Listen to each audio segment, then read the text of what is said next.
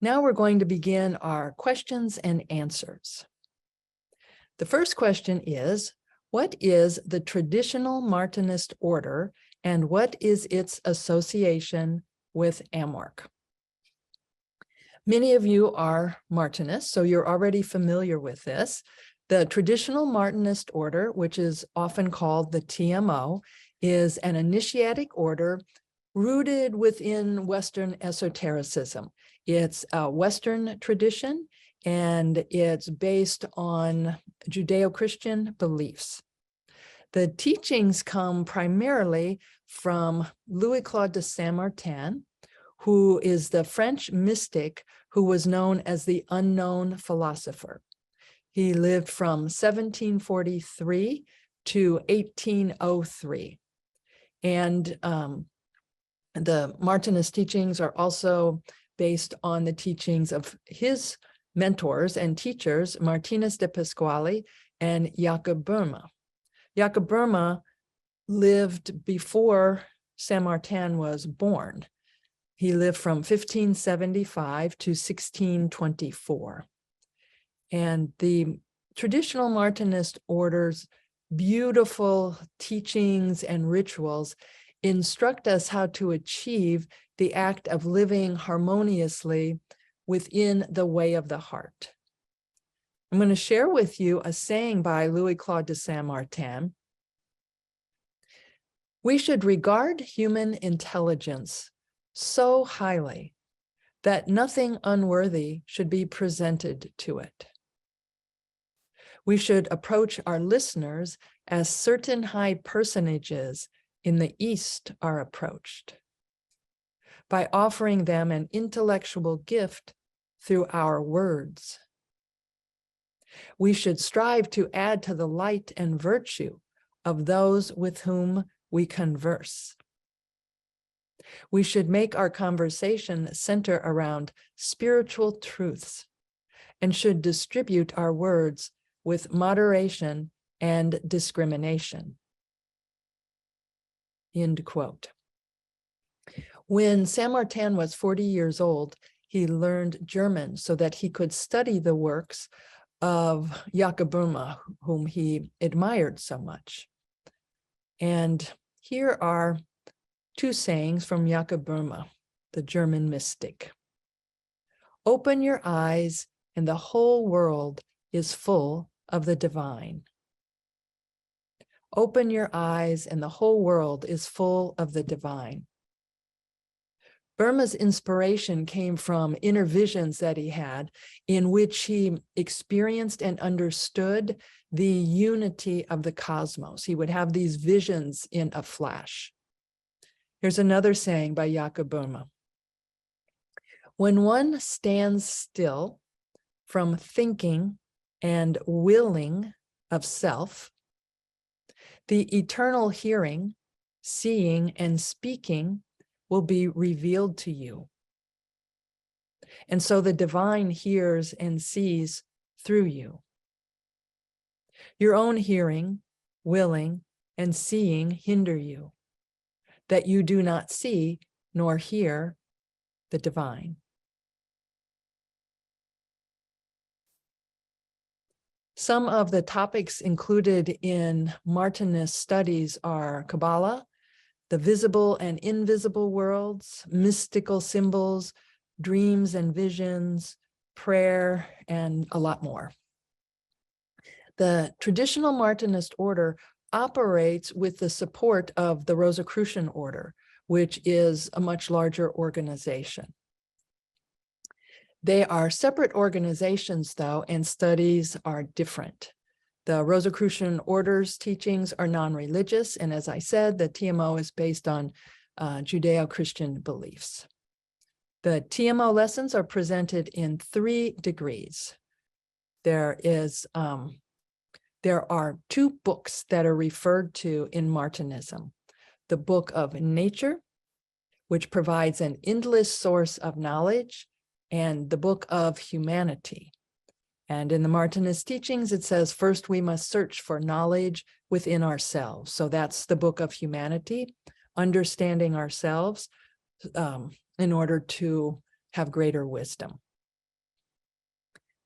Martinists meet in heptads or ateliers where there are enough members to do so. So we have heptads, which are the larger groups, and ateliers, which are the smaller groups all over the world. And the TMO also offers what's called the home oratory. And this is a program for members who live in an area that doesn't have a local group where you can come together. In the heptads and ateliers, there's ritual and we meditate, and there's a discourse and a lively discussion. So in areas where we don't have a heptad or atelier, members can study at home. And the heptad classes always begin in January and last for 2 years. Some heptads and ateliers are wrapping up their 2 years now, so they'll start a brand new class this January. And some others were on the opposite year, so they won't start the next classes next month. Instead, they'll start them in January of the next year. Members may join the TMO and begin receiving lessons at any time, though. So if you are studying at home, you can join the TMO at any time. Members of the TMO must be members of AMORC. And if you're interested in more information, the website is Martinist, plural with an S, martinist.org. So that presents a little bit of information about the TMO. Every year, the TMO magazine called the Pantacle is published, and it's published online also at martinist.org. And then at the top, you'll see texts, and we have many texts there related to Martinism, including the Pantacle magazine. And this year, we have a beautiful issue of the Pantacle. The first article is called The Continuum of Life and the World of Relationships, written by Lonnie Edwards, MD. And as many of you know, our dear Frater Lonnie went through transition on November 30th. He was a Rosicrucian and a Martinist for 66 years. And we held his funeral at Rosicrucian Park in the Grand Temple a few days ago. It was a beautiful experience for those of us who were able to participate. And any member can request a Rosicrucian funeral. It's just this beautiful and inspiring ceremony. And if that's something that you're interested in, you would let your family know that, or if you have a will, be sure to put it in the will so that your wishes are carried out. Frater Lonnie was a trained surgeon who authored one of the most popular modern books and video series on Rosicrucianism. And you probably know this book or the video, Spiritual Laws That Govern Humanity and the Universe. And he also served as the vice president of the English Grand Lodge for the Americas. The next article that's in the Pantacle magazine was written by Michael Shilluli, who is the provincial master, which is the field director in the TMO. He's the provincial master in Florida. And the name of that article is Delving into the Folds of Our Hearts. Another article is Polishing the Mirror of Self by Gail Butler. And we published from a Martinist manuscript an article called Jakob Burma and the Way of the Heart. Another article is by Joe Van Dalen called The Kabbalah, Health and Healing. And the last article is by Jocelyn Churi Benvelika, and it's called Astral and Spiritual Influences.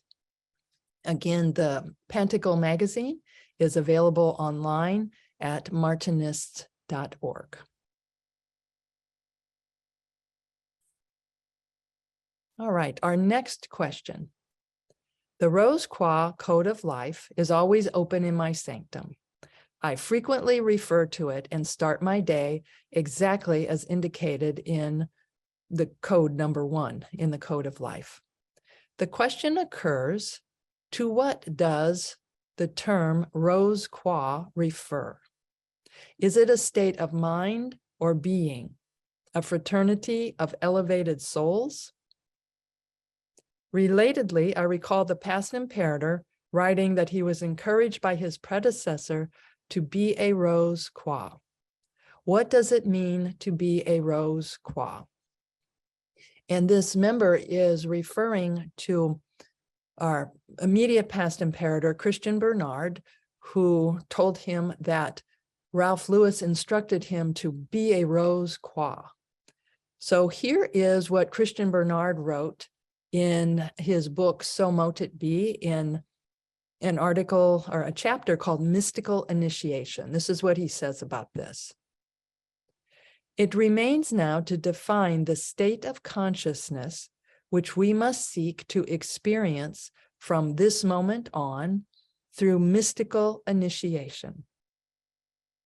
As previously stated, our goal is not to achieve the Rose Croix state, because we are still too far removed from it in our present incarnation.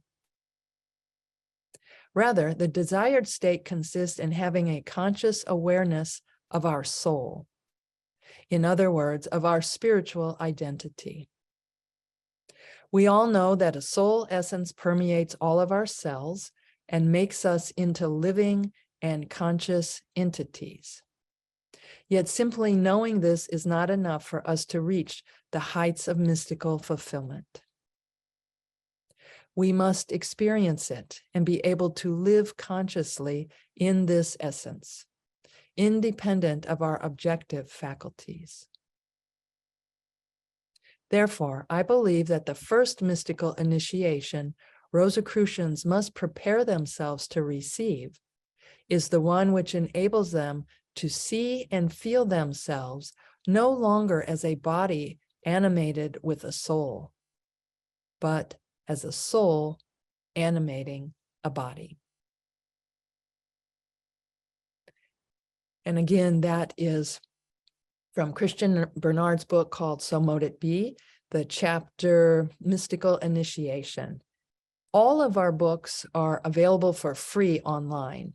So if you go to rosicrucian.org, at the top, it says text. There's a tab for text. And when you click there, it says books, and you can download this and every other book published by the Rosicrucian Order for free in many different formats. There's another chapter in that book, So Mote It Be, where Christian Bernard writes, the title of the chapter is To Be a Rose Croix. And here's what he writes about that. To be a Rosicrucian means to be on the path to enlightenment. To be a Rose Croix signifies having come to the end of that path. Our inner self knows and understands this finality. To know and understand is like being there already. Therefore, be a Rose Croix also means let us behave as though we had arrived. It is a very great responsibility and challenge. For if, as Rosicrucians, we may stumble and even fall, make fundamental errors, and yet proceed, as Rose Croix, we cannot do so. To be a Rose Croix is to be an example. It is also to be a light so powerful that it dispels darkness. The Rose Croix is initially a Rosicrucian, but one whose qualities are exceptionally developed. Then Christian Bernard lists some virtues that he believes are helpful in us achieving a more enlightened state. And I invite you now to consider what virtues you would embrace in your most enlightened state. What virtues, what models of behavior do you think would be most beneficial to you to help you achieve the Rose Croix state?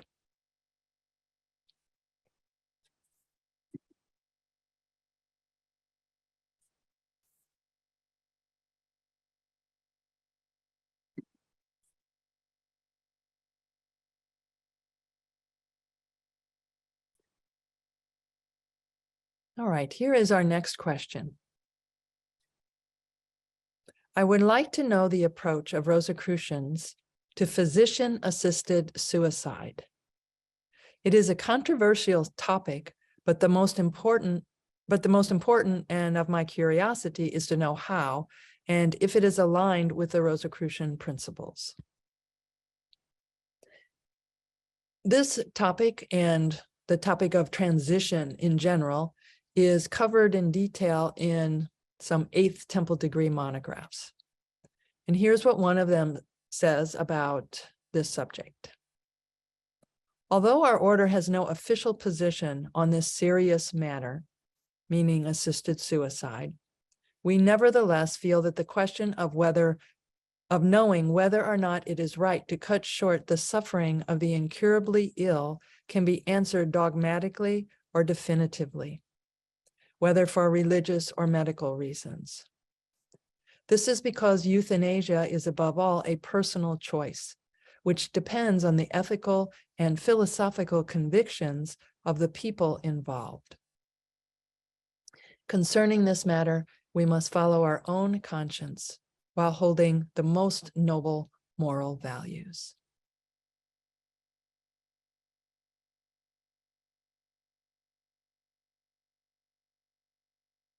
So our next question, how do you manifest a specific person to like you back?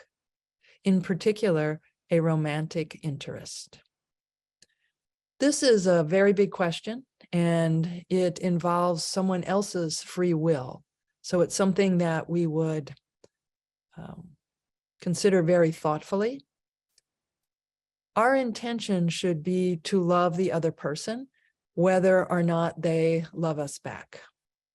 And we can go to our celestial sanctum, our sacred place for meditation, and visualize ourselves being the most loving person. And as we often do in the celestial sanctum, we say, if it is the will of the cosmic, it is done. And this helps us to keep in mind that perhaps there are better lessons for us to be with someone else. And it's the same if we're exploring a job that we really want. We may think that the best job for us is a very specific position. However, you may have experienced this where you'd get a different job and think, oh, it was so beneficial that I didn't get the job that I thought I wanted, because when I ended up in this other position, it allowed many more opportunities, or I was able to help someone. So there were reasons that it was beneficial to not get what we thought we wanted. So we can meditate on finding a position, a job that contributes most to our personal growth and to the upliftment of humanity. So anytime we go to our celestial sanctum, we're encouraged that when we visualize things, that we experience how we'll feel in the end, and we let the cosmic take care of the details, whether it's choosing who we want to be in a romantic relationship with, or where we want to work, or really any big decision like that in our lives. So again, we look at what will provide the most, what will help me to be more aware, what will expand my awareness, and what will contribute to the expansion of awareness of others and the happiness of others. The next question, does the cosmic divine consciousness have emotions? The answer is no. How can people have emotions, and where do they come from? How does this relate to impartiality? How do mercy and grace relate to impartiality, and how can they exist simultaneously? Do human emotions only exist on the physical plane? Emotions come from our thoughts, and they are often a reaction to a stimulus outside ourselves. However, we can generate positive emotions by focusing our thoughts on loving kindness, generosity, sweetness. We all know that we can bring up emotions when we focus on these thoughts. And we're going to do this in a moment.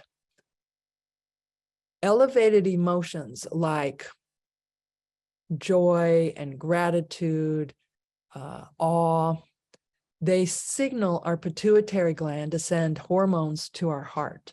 So we have a thought, and our pituitary gland sends a signal to release certain hormones, including oxytocin, which is a feel-good hormone.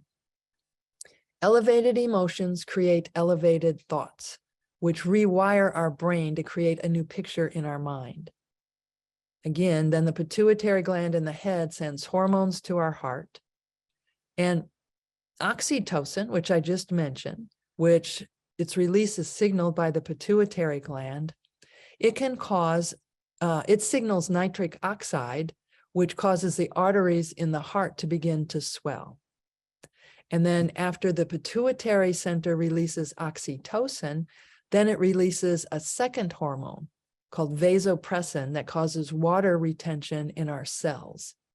And this creates a transducer effect throughout our whole being. There are tiny little microfibers in every cell. And when we cause the water retention, when we get all this going with our thoughts, which speak to our heart, then this can create a transducer effect. It's a frequency, and it jiggles all of the cells in our body with harmonic energy and information.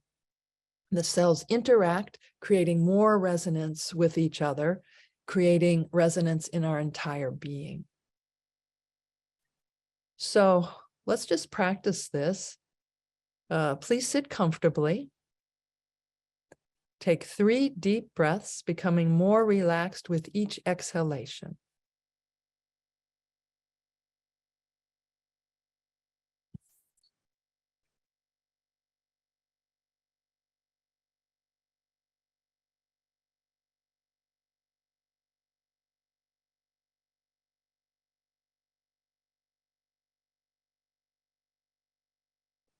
Now, think of something that you're grateful for.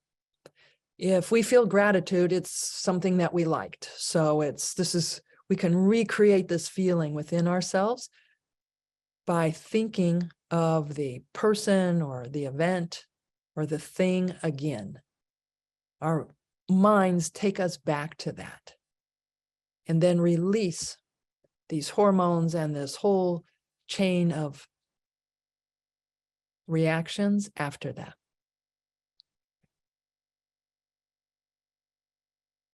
Now focus on your heart center as you relive the feeling of what it is you're grateful for.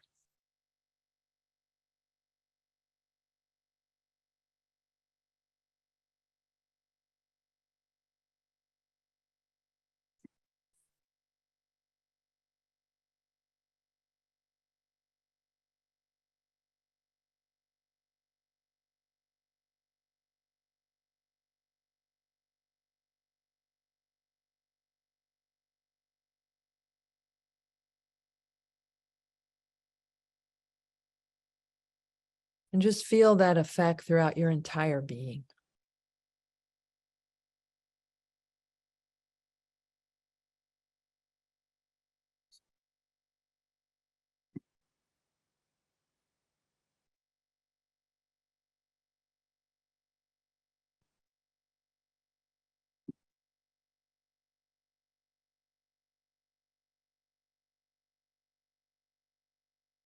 Okay, now we're going to move to the next question. I have discovered online that in 1990, when Christian Bernard became Imperator, that he directed a rewrite of all of the teachings that the entire course is not like the one H. Spencer Lewis created. Things are always lost and reinterpreted in rewrites. And now I find that another Imperator is at the helm with his own ideas and perhaps impending rewrites. Can you please address this? Every Imperator has updated the monographs. H. Spencer Lewis revised the monographs that he wrote. The original monographs started when H. Spencer Lewis was initiated into the Rosicrucian tradition in France. And he brought certain manuscripts back to the United States. He meditated on them and created discourses that only he presented.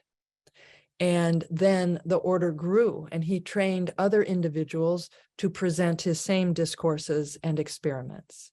And then the order grew more. And H. Spencer Lewis put those discourses and lessons into written form. So that was the beginning of the monographs. And during his life, he realized that there needed to be some updates and clarifications and changes in language. So H. Spencer Lewis revised his own monographs. And then when his son, Ralph Lewis, became the Imperator, he did many updates of the monographs, always keeping the general structure of the formatting of the monographs and many of the same experiments. And then while Ralph Lewis was still the Imperator, he asked Christian Bernard, who was the Grand Master in France, if he would take on the project of doing the next revisions to the monographs. So Christian Bernard didn't make this decision. He was asked by Ralph Lewis if he would do that.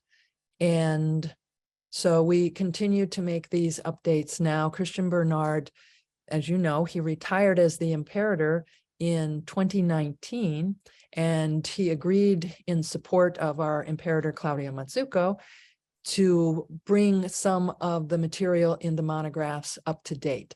So this is an ongoing process that is accomplished with the team. All of the changes that are considered would be run by experts in the field. And this is typically updating outdated language. Certainly the way H. Spencer Lewis spoke, even if we're just talking about our greater awareness of gender neutral language now. So this is, all of this would have been with each revision was part of a team with the Imperator as the director. So our Imperator is responsible for the content of the monographs and would be the person to decide any changes that would be made. Okay, the next question. The order believes in the supreme being, God, the divine, and thus what are the places of Isis, Osiris, the Mithraic mysteries, the Eleusinian mysteries, etc., in the Rosicrucian tradition? So we study these traditions in the 11th Temple degree. And these are the traditions that have most contributed to what we study in the monographs today, whether it's on meditation techniques or developing our intuition. We study ancient philosophers. In 2006, we began a series of 17 issues of the Rosicrucian Digest magazine on the traditions that have most contributed to what we study in the monographs today. We started with Atlantis, and some people believe that Atlantis really existed as an actual place, and other people believe that it is symbolic of a primordial tradition where from which all the other traditions originated. And then we explored ancient Egypt and the Essenes, the Eleusinian mysteries, the Delphi, the Orphic mysteries, alchemy, the Hermetic tradition. So there were 17 different traditions that were studied in this series. And you can find all of these online. Again, we have many resources online for free. If you go to rosicrucian.org, at the top where it says texts, it says Rosicrucian Digest, and you can find these digest magazines that started in 2006 and went through 2014. And it's, again, 17 issues from Atlantis to the Rosicrucian Order. And we began the introduction to that series of Rosicrucian Digest with this statement: the ancient mystery schools served as spiritual centers in the ancient Western world, educating students in natural laws and principles so they could better live in harmony with them, encouraging introspection in order to know one's self, and engendering within a feeling of connection with the great mystery of the universe. These traditions were passed down through the centuries and contribute greatly to what Rosicrucians study today. And a big part of what we perpetuated from these ancient traditions is that there is one unknowable, all-powerful energy or intelligence or consciousness, which we typically call the divine. So there is one unknowable, powerful energy. And just like if you shine a light into a prism, you get a rainbow of colors. In the same way, as the divine manifests in the world, we get different characteristics. So this unknowable energy manifests in our world, and in the Eleusinian mysteries and the Isis mysteries, it was seen as maternal energy. That was the focus of those mystery schools. The Eleusinian mysteries and Isis, the maternal energy. Other traditions like Osiris, the Osirian mysteries in ancient Egypt, are about regeneration. Others are about reconnecting with our divine source. So these are other ways of understanding what Rosicrucians see is an unknowable, powerful energy that is our origin. The Mithraic mysteries presented rituals related to the great mystery, and they saw it as a power that was so great it could move the entire cosmos. Amazingly, in the Mithraic mysteries, they understood the precession of the equinoxes and depicted that with a figure that could move the stars. So again, we have perpetuated the knowledge from these ancient traditions that is most helpful for us in understanding our place in the universe. Okay, and we have a question. Many see gambling as robbing Peter to pay Paul. What is the position of the order regarding gambling? So if you're playing a friendly game with friends, that's one thing. If you are gambling to compete and win money from others, that's another thing. You don't know. When we gamble in that second example, if we compete and win money from others, we don't know if what we gained is worth what it cost the other person. So think about, what are you going to gain of greater value than the cost to the other person? And we can ask ourselves that question about anything. If it's something that we want, does this contribute to, maybe it contributes to my happiness, but is it at a cost to someone else? And that's a good way to evaluate our actions and the effect that they may have on other people.